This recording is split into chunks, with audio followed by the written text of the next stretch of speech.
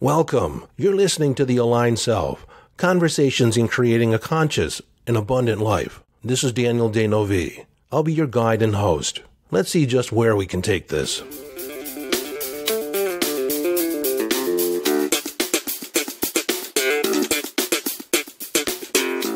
Hello, friend, and welcome into this Quotable Monday.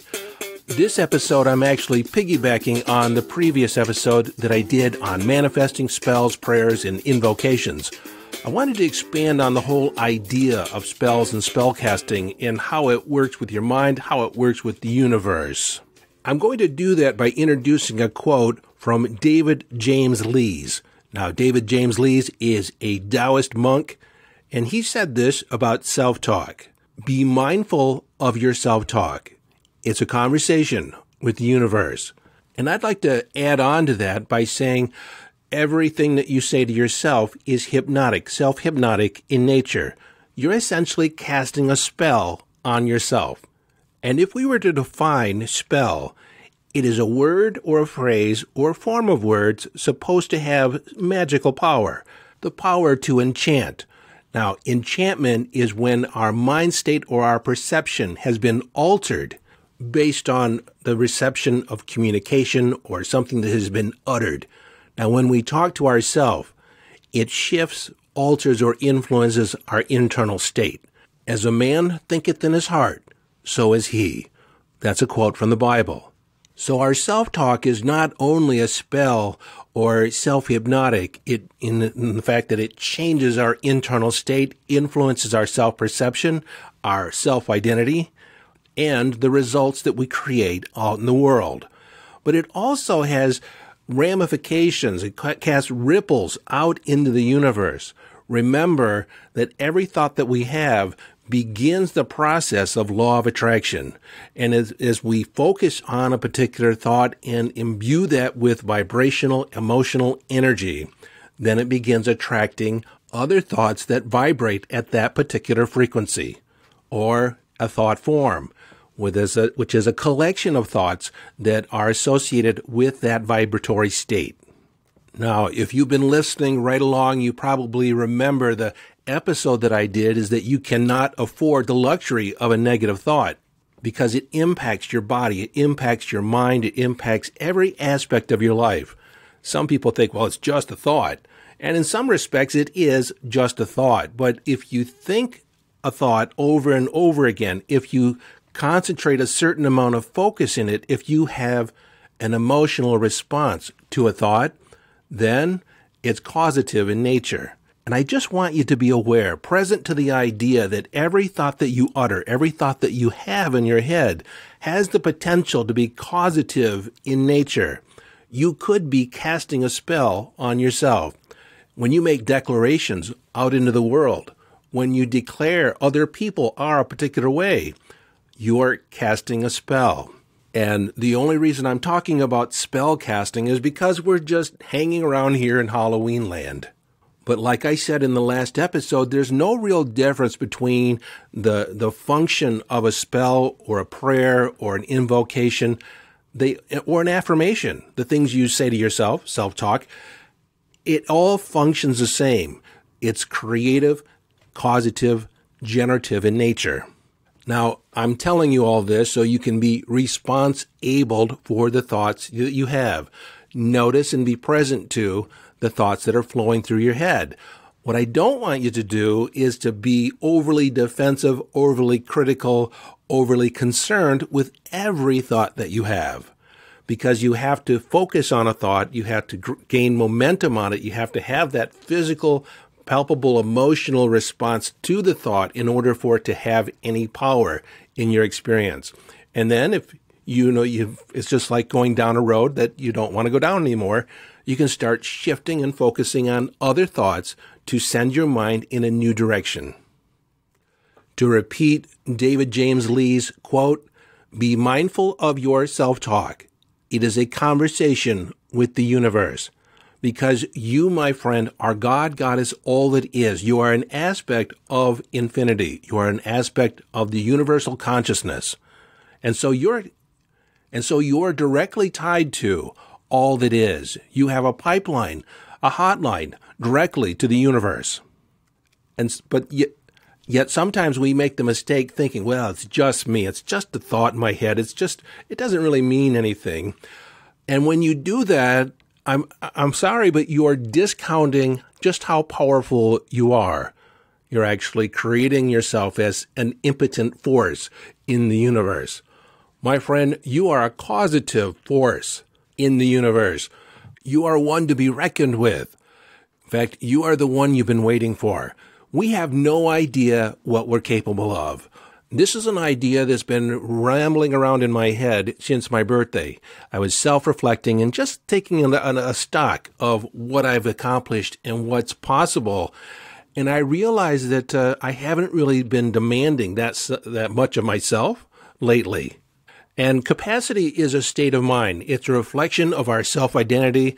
How much can we earn? How much can we do? How fast can we learn? How fast can we accomplish something? These all fall in the realm of self-identity.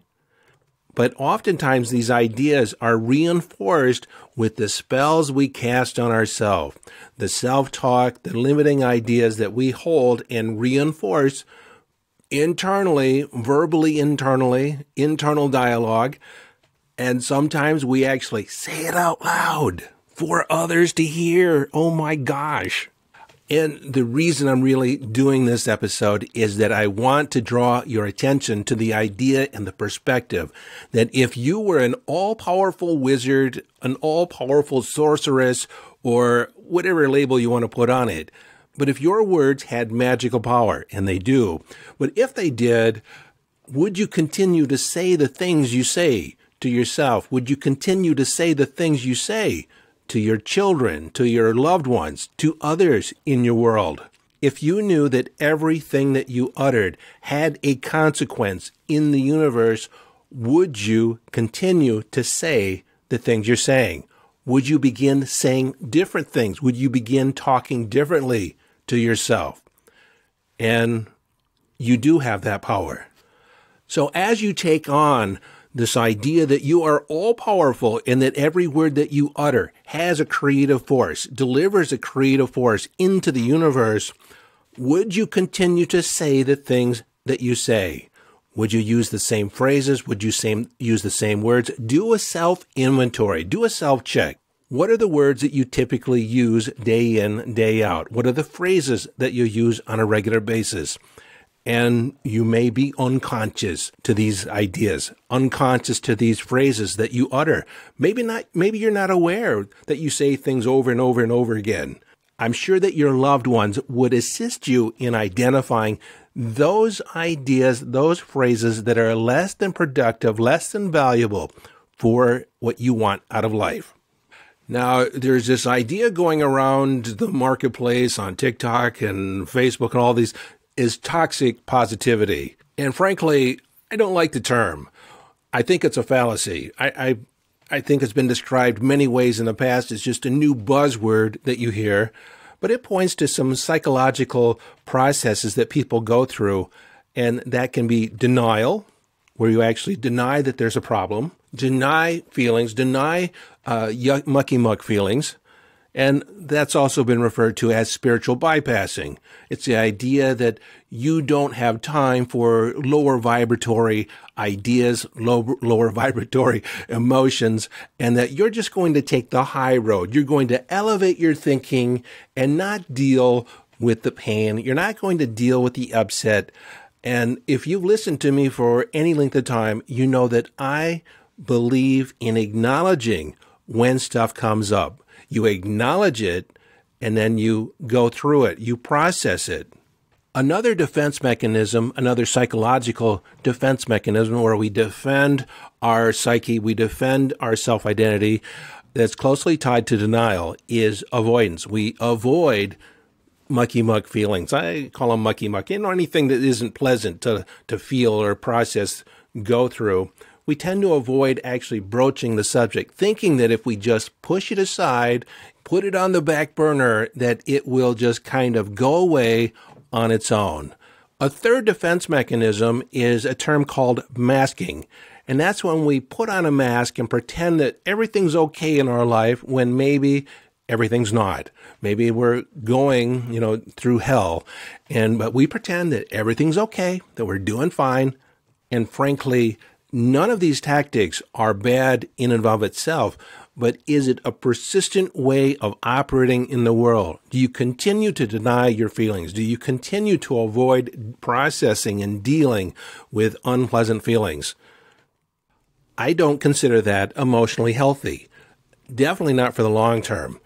But, if I was to walk in and talk to a surgeon and I needed the best surgeon possible, I don't want him to show up saying, I don't really feel like it today. I want him to show up and give me his best. When I show up to a client, if maybe I'm tired or maybe I don't feel particularly excited or, like I'm hitting on all cylinders, I'm not going to say, you're only going to get about 20% of me today. It's incumbent upon me to show up 110%, regardless of how I feel. But I'm also counting on law of attraction. If I begin focusing on how I can serve, if I begin focusing on how I can show up, if I begin focusing on the positive aspects of the situation, then I'm going to start accruing other thoughts that are of similar vibration. And then before you know it, I'm gaining momentum and I'm on a whole different track. Now, I'm going to go into this deeper when we talk about managing your vibration, but I don't want you to take on that if you have a negative thought that something's wrong with you, that maybe you're not good enough, you don't know how to run your brain, or it's like at any point in time, you're going to have feelings that are less than stellar. There's an example right there. See, I can't even say debilitating thought or a horrible thought or terrible thinking or stinking thinking. And even that's kind of nice. But, I say a less than stellar thought or less than amazing, less than productive. I have a lot of different ways to say it, but I never point to the negative side of it. I kind of say it's less than amazing. So it's still leaning towards where you could move in the amazing direction. That's how I cast my spells. That's transformational vocabulary. And I'll talk about that in another episode, probably near the end of the month. Word choice and choice of phrases that we use on a regular basis, they can make a profound difference on our vibration and our state of being and all that. But it's a practice. It's something that I've worked on over the years. It's something that I've been aware of and I've been made myself present to.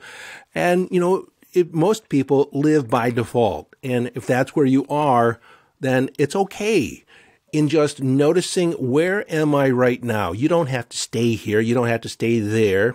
And if you're doing pretty good already, pat yourself on the back. But if you have the experience where you have been perpetuating a trauma, perpetuating pain based on the story that you're telling, understand that you are casting a spell on yourself. You can break the spell by telling a new story. And again, this is where we want to make sure that we're not avoiding anything and that we're dealing with the feelings. So you acknowledge the pain that was there. You acknowledge that this thing happened. That's my old story. My new story is that I'm healing from it. I'm moving in a new direction. I'm claiming my power. Now, I've had a therapist tell me that it ain't that simple. And I argued, it is that simple. It's not necessarily easy, because that old story is persistent and it takes something to let it go. Because typically that old story is tied to our self-identity. It's tied to, decisions we've made ever since then. And so this is why we have to process it. This is why we have to really take a look at it, but look at it objectively, as if you're looking back as if it happened to somebody else. And then that same therapist said, but you're not honoring the wounds. You're not honoring the pain that they went through. I said, I absolutely am. But I qualified that by saying you can either have the story of your wounding or the story of your healing. You can't tell both at the same time. And the story that you choose to tell becomes your focus. It becomes your point of attraction. And you start attracting like thoughts that are in alignment with the vibration that you're sending out. So if you're in the process of healing, of creating well-being, of autonomy, of authority and authenticity, then you will start attracting more and more circumstances that align with that way of being, that way of feeling. If you tell a story of victimhood and of wounding, you're going to attract people and circumstances in your life that will wound you even more. The law of attraction is always working. It's non-discriminating, whether it's a positive or negative intention. It's just saying, what is your focus? And it delivers more of what your focus is. Now, I have to say I've been around a while. I'm not new. I'm not new at this. I'm not new at life. And over the years, over the last 50-some years, I've had my experiences, many of which could be conceived as traumatic. I've had my disappointments. I've had my detours. Things haven't always worked out. But I have this perspective that life is an epic adventure. And spiritually, it's incumbent upon us to evolve ourselves spiritually by taking these experiences in our past, turning the lead into gold, to elevate and transmute the energy around these experiences to figuring out how does it work for us? What does it now make possible? And, there's my detractors that say that could be toxic positivity. But again, we're acknowledging the pain. We're acknowledging, the trials that we've been through. We're just saying we don't want to live there. We don't want to, roll around in the mud anymore. The power of your story, the story you choose to tell, defines you. It defines your life. It defines your self-identity. So I ask you, have you been telling a story, casting a spell of lack or possibility? The power is yours. Boy, I have to tell you something. This episode did not end up where I thought I was starting out at, but I like it all the same. I was going to talk about spellcasters out in the marketplace, the news, and, mass hypnosis, but I'll save that for another episode. Until next time, this is your friend and host, Daniel Denovi, urging you to follow your bliss. Live your life from inner signals. Be inner directed as you engage in the epic adventure.